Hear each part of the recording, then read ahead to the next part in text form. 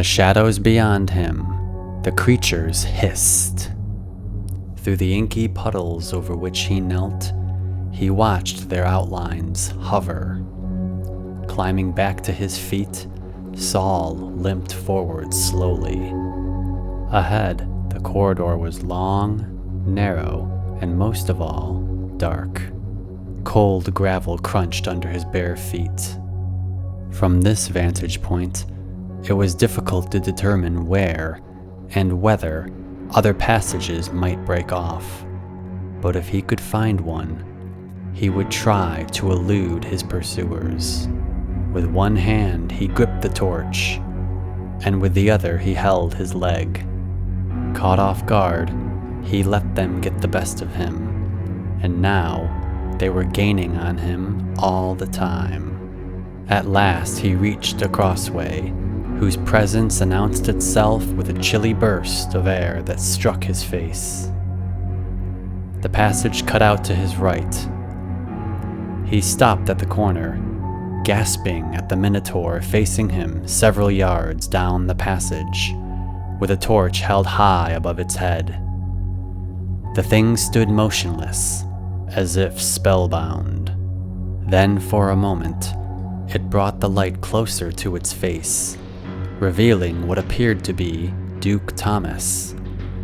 Yes, it was the Duke, the man he'd murdered at Farrington.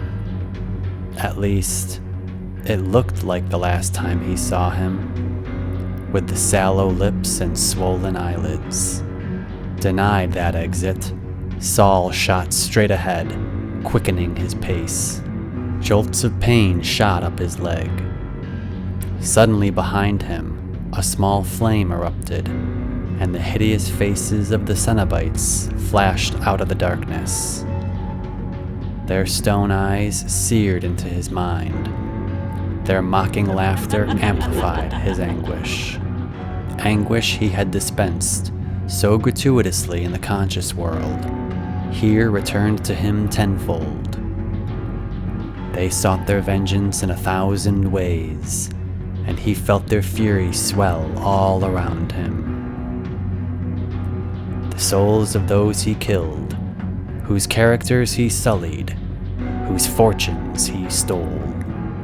Who but the dead know the bliss or the suffering that await them on the other side? Now he entered a hexagonal chamber, and here was a Cyclops, bearing resemblance to Mr. Paddington. Many years had passed since Saul had seen the lonely, drooping eyes of his ruined business partner, but Saul recognized him nonetheless. The Cyclops grinned from the center of the room, and then pointed to the farthest of the 6 iron-plated doors on the chamber's perimeter. As if hypnotically compelled, Saul obeyed the hand and approached the door. It stood ajar an inch. On the other side stretched a narrow hallway paved with mud. An occasional rat squeaked under his feet. If not for his torch, he would have been swimming in pitch black. The ceiling hung low, and as he walked further, the corridor narrowed until he could only extend his elbows to the jagged stone walls. Again, the derisive laughter echoed close at hand, somewhere behind him. Was this a trap? A dead end? It couldn't be, because their rapture hinted at something more. Still, he would fight. He would ensconce himself in some hidden alcove and plot a counterattack. Then he would show them no mercy. On his left emerged a small alley that led to a wooden gate. The cheering behind him grew louder every moment, and he hurriedly unfastened the latch to the gate. Suddenly, a pair of hands jolted him forward, and he tumbled headfirst down 3 shallow steps. Regaining his composure, Saul sat up and discovered he had fallen into a pit. At the center, a cloaked figure towered over him. The sinewy hands clutched a thick staff, while the eyes burned dull like embers.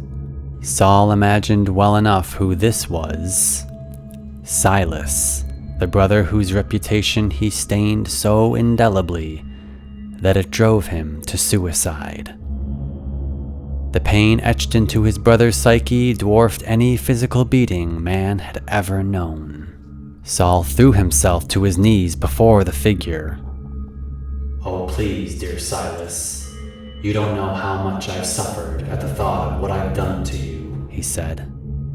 To this, Silas let out a hideous groan. Now was the only chance to seize. Saul drew the knife from behind him and thrust it at the demon's body.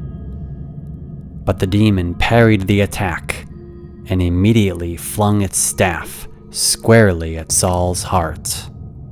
In an instant, Saul fell to the stone floor dead, and the Cenobites came circling around. They clamored over one another to catch a glimpse of the slain man. Their eyes rolled this way and that, their chins glistened with spittle, and their pointed teeth jutted through their lips. But even the taste of vengeance cannot cure hatred.